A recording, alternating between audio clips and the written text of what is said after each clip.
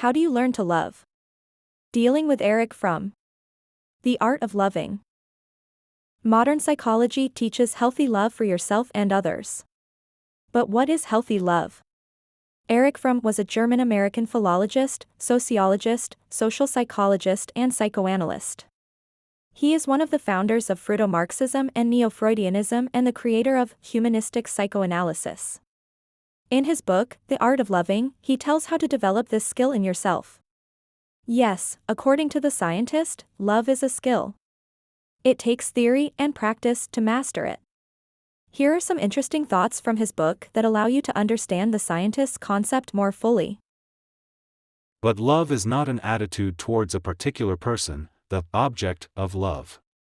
It is an attitude that determines an individual's attitude toward the world at large.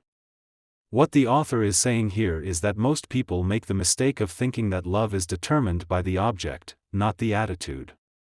One should not think that for love one only needs to find an object and the rest will come by itself. The ability to love does not appear with the arrival of a person in your life.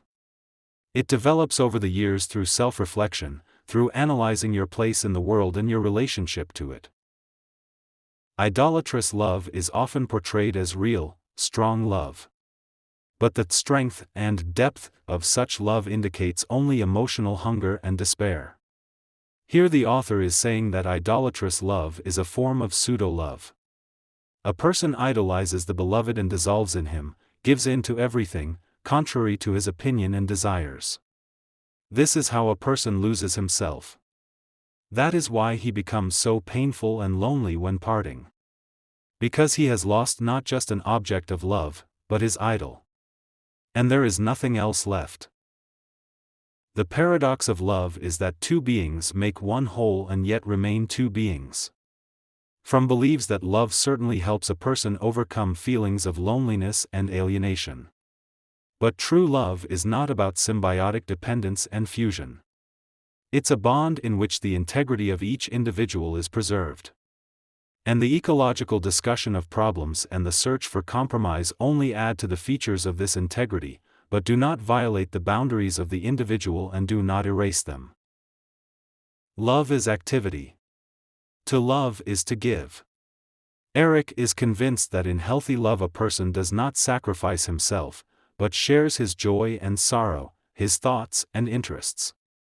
Everything that is alive in him. But not to get something in return. Giving is in itself joyful for him. By giving, one encourages the other to give as well. Love is an investment. And first of all, it is an investment in oneself. Children's love follows the principle, I love because I am loved. The basis of mature love is the principle, I am loved because I love. A child at first only knows how to respond to other people's love. And that's fine. But one day he thinks for the first time about giving something to his mother, or father, to create something, a poem, a drawing, a handicraft. Gradually the child overcomes self-centeredness. The other person ceases to be for him only a means of satisfying his needs. The main thing to master the art of love is to overcome narcissism in oneself.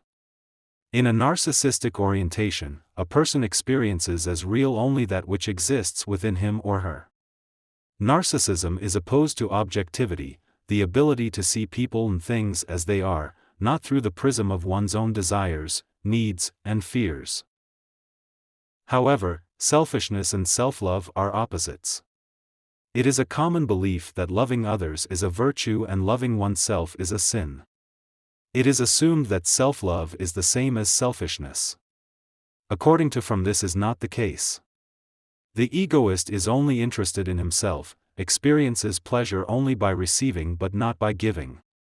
He is incapable of love. In fact, he even hates himself.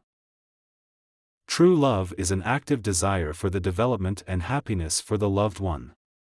And your own self must be the same as the self of your object of love. If an individual is capable of fruitful love, he loves himself also. If he is capable of loving only others, he is incapable of loving at all.